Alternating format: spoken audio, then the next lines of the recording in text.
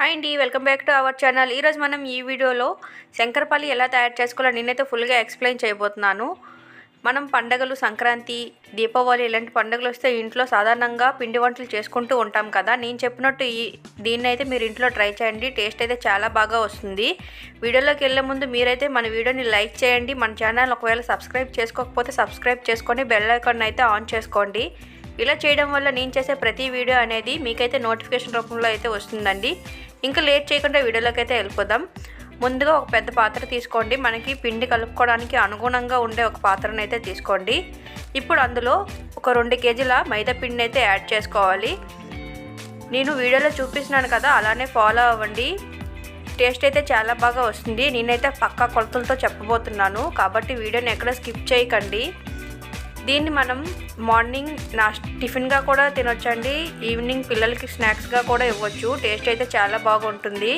మనం ఇది ఇంట్లోనే తయారు చేసుకుంటున్నాం కాబట్టి పిల్లలకి ఇచ్చిన ఎలాంటి ప్రాబ్లం లేదండి. బయట ఫుడ్ కన్నా పర్లేదు. ఇప్పుడు ఇలా 2 కేజీల పిండిని అయితే నేను యాడ్ చేసుకున్నాను. నేను వీడియోలో చూపిస్తున్నాను కదా, అలానే ఫాలో అవ్వండి. వీడియోని అయితే మాత్రం ఎక్కడ స్కిప్ మాత్రం చేయకండి. చూస్తున్నారు కదా, పిండిని అయితే నేను 2 కేజీలు యాడ్ చేశాను ఇందులో. ఇప్పుడు ఇందులో 1 కప్పు బొంబాయి రవ్వను అయితే యాడ్ చేసుకోవాలి మనం. నేను వీడియోలో చూపిస్తున్నాను కదా, నేనైతే ఈ కప్తో తీసుకున్నాను. 1 కప్పు బొంబాయి రవ్వను అయితే ఇలా యాడ్ చేసుకోవాలి. ఇలా యాడ్ చేసుకున్న తర్వాత ఇప్పుడు ఇందులో 2 స్పూన్ల వామును అయితే యాడ్ చేసుకోవాలి, అజ్వాన్. ఇలా యాడ్ చేసుకున్న తర్వాత చూడండి, నేను వీడియోలో ఏది చెప్తున్నానో అలానే ఫాలో అవ్వండి. ఎక్కడ కూడా స్కిప్ మాత్రం చేయకండి, అప్పుడు అర్థమవుదు. ఇప్పుడు ఇందులోనే 2 స్పూన్ల ఆనియన్ సీడ్స్ అయితే వేస్తున్నానండి. మనం షాప్ దగ్గర ఆనియన్ సీడ్స్ అని అడిగితే వాళ్ళు ఇస్తారండి, కొంచెం బ్లాక్గా ఉంటాయి. నేను వీడియోలో చూపించాను కదా, అలా ఉంటాయి.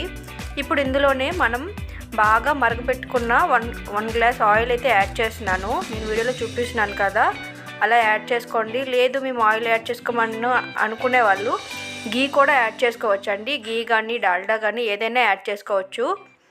నేనైతే ఆయిల్ యాడ్ చేస్తున్నాను. చూస్తున్నారు కదా, ఆయిల్ అయితే ఇప్పుడు చాలా వేడిగా ఉంది. కొంచెం ఇప్పుడు దీన్ని ఏదైనా గంటితో కానీ దేనితోనో కానీ కలుపుకోవాలండి. చేయి మాత్రం పెట్టొద్దు, వేడిగా ఉంటుంది కదా. ఇప్పుడు దీన్ని అయితే మంచిగా కలుపుకోవాలి మిక్స్ అయ్యే విధంగా. ఇప్పుడు ఈ ఆయిల్ అనేది కొంచెం చల్లగా అయిన తర్వాత, ఇలా కలుపుకున్న తర్వాత కొంచెం చల్లగా అవుతుంది కదా, ఇప్పుడు మనమైతే ఇందులో ఒక 2 స్పూన్ సాల్ట్ అయితే యాడ్ చేసుకోవాలండి. నేనైతే ఎంత సరిపోతుందో అంత యాడ్ చేస్తున్నాను. మీరు కూడా ఎంత సరిపోతుందో అంత అయితే యాడ్ చేసుకోండి. నేనైతే 2 స్పూన్ యాడ్ చేశాను. ఇలా యాడ్ చేసుకున్న తర్వాత దీన్ని అయితే మొత్తం మిక్స్ అయ్యే విధంగా బాగా కలుపుకోవాలండి. నేను వీడియోలో చూపిస్తున్నాను కదా, అలానే ఫాలో అవ్వండి. చూస్తున్నారు కదా నేను ఎలా కలుపుతున్నానో. మీరు కూడా మంచిగా 2 చేతులతో బాగా కలుపుకోవాలండి. నేను వీడియోలో చూపించిన విధంగా ఫాలో అవ్వండి. చూస్తున్నారు కదా, మనం వాటర్ అయితే యాడ్ చేయకుండా పిండి అలా అవ్వాలి. నేను చూపిస్తున్నాను కదా, అలానా. ఇప్పుడు దీన్ని అయితే బాగా ఆయిల్ అనేది మొత్తం సాల్ట్ అన్నీ కూడా బాగా మిక్స్ అయ్యే విధంగా బాగా కలుపుకోవాలి. ఇప్పుడు ఇలా కలుపుకున్న తర్వాత ఇందులో కొద్దిగా మనం ఇప్పుడు వాటర్ యాడ్ చేస్తూ కలుపుకుంటూ ఉండాలండి. ఒక్కసారి మొత్తం వాటర్ యాడ్ చేయకండి, కొంచెం వాటర్ యాడ్ చేస్తూ మంచిగా పిండి అనేది కలుపుకోవాలండి. నేను వీడియోలో చూపిస్తున్నాను కదా, అలానే ఫాలో అవ్వండి. నేను చెప్పినట్టు మీరు ఫాలో అయితే టేస్ట్ అయితే చాలా బాగా వస్తుందండి. ఇప్పుడు మీరు ఒకసారి చేసుకుంటే ప్రతి పండగకి కూడా ఇలానే చేసుకుంటారండి. ఇవి చిన్నపిల్లల స్నాక్స్గా కూడా చాలా బాగుంటాయి. మనం టైంపాస్కి తినడానికి కూడా పనికొస్తాయండి. మా ఇంట్లో అయితే అందరికీ చాలా ఇష్టం. రోజు మార్నింగ్ కానీ ఈవినింగ్ కానీ టీతో అయితే తింటూ ఉంటాము. ఇవి కొంచెం టీలో వేసుకొని అలా స్పూన్తో తింటూ ఉంటే టేస్ట్ అయితే సూపర్గా ఉంటుంది. మా అందరికైతే చాలా ఇష్టం. మీరు కూడా ఇంట్లో ఒకసారి ట్రై చేయండి. ట్రై చేసి ఎలా వచ్చిందో కామెంట్ సెక్షన్లో అయితే కామెంట్ చేయండి. చూసారు కదా, పిండి అయితే బాగా కలుపుకోవాలండి. ఇప్పుడు నేను వీడియోలో చూపిస్తున్నాను కదా, అలాగైతే నేను కలుపుకున్నాను. మీరు కూడా మంచిగా కలుపుకోవాలి. ఇప్పుడు నేను వేయంతో ఇలా అంటున్నాను కదా, మరీ మెత్తగా చేయకండి. ఇప్పుడు నేను వీడియోలో చూపించిన విధంగా అయితే మీరు చేసుకోండి.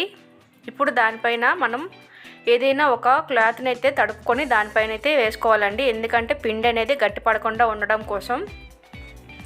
ఇలా వేసుకొని దీన్ని అయితే ఒక 30 మినిట్స్ అయితే మనం పక్కన పెట్టుకోవాలండి పిండి అనేది. ఇప్పుడు నేను వీడియోలో చూపిస్తున్నాను కదా, అలానే ఫాలో అవ్వండి, పక్కా మీకు కూడా మంచిగా వస్తుంది. ఇప్పుడు 30 మినిట్స్ తర్వాత దీన్ని అయితే కొంచెం కొంచెం తీసుకోవాలి. ఇప్పుడు నేను వీడియోలో చూపిస్తున్నాను కదా, అలా దాన్ని బాగా మెత్తగా చేసుకొని దాన్ని అయితే ఉండలా చేసుకోవాలండి. నేను వీడియోలో చూపిస్తున్నాను కదా, అలానే ఫాలో అవ్వండి, ఎక్కడ స్కిప్ మాత్రం చేయకండి. ఇప్పుడు ఇలా చేసిన తర్వాత దీన్ని అయితే ఉండలా చుట్టుకోవాలి. ఇలా చుట్టుకున్న తర్వాత అన్నిటినీ కూడా అలా చుట్టుకోవాలండి. మనం అయ్యేంత వరకు కూడా ఆ తడుపుకున్న క్లాత్ని అయితే మాత్రం తీయకండి, ఎందుకంటే కొంచెం ఎండిపోయినట్టు అనిపిస్తాయి. కాబట్టి మనం వీటిని చేసేంతసేపు దాన్ని అయితే కప్పుకొనే ఉంచాలి. ఇలా రౌండ్గా చేసుకోండి.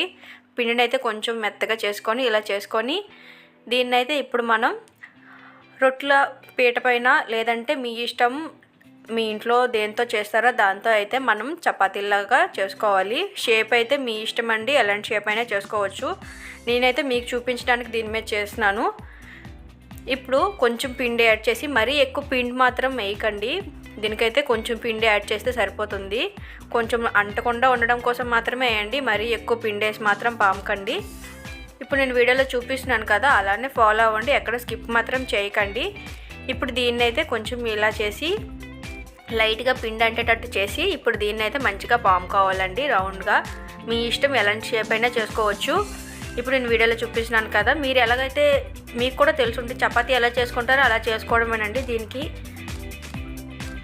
కూడా అనేది పెద్ద కష్టమేం కాదండి, మనకి చపాతీలు చేయడం వస్తే ఆటోమేటిక్గా చేసేవచ్చు. చూస్తున్నారు కదా, నేనైతే రౌండ్గా మీకు చూపించడం కోసం అయితే చేశాను. ఇప్పుడు దీన్ని అయితే నేను వీడియోలో చూస్తున్నారు కదా, దాంతో అయితే కట్ చేసుకుంటున్నాను. ఇలాంటిది మార్కెట్లో కూడా దొరుకుతుందండి, లేదు మా దగ్గర లేదు అనుకుంటే మీరు కత్తితో కూడా కట్ చేసుకోవచ్చు, ఏం పర్లేదు. మీకు షేప్ రావాలంటే ఇలాంటిది తీసుకోవాలి. మనం దీన్ని ఎలాంటి షేప్లో అయినా చేసుకోవచ్చు అండి. నేను వీడియోలో చూపిస్తున్నాను కదా, అలా అయితే కట్ చేసుకోండి. ఇప్పుడు దీన్ని అయితే నేను ఎలా కట్ చేసుకుంటున్నాను షేప్ రావడం కోసం, మీ ఇష్టం, మీరు ఎలాంటి షేప్ అయినా చేసుకోవచ్చు.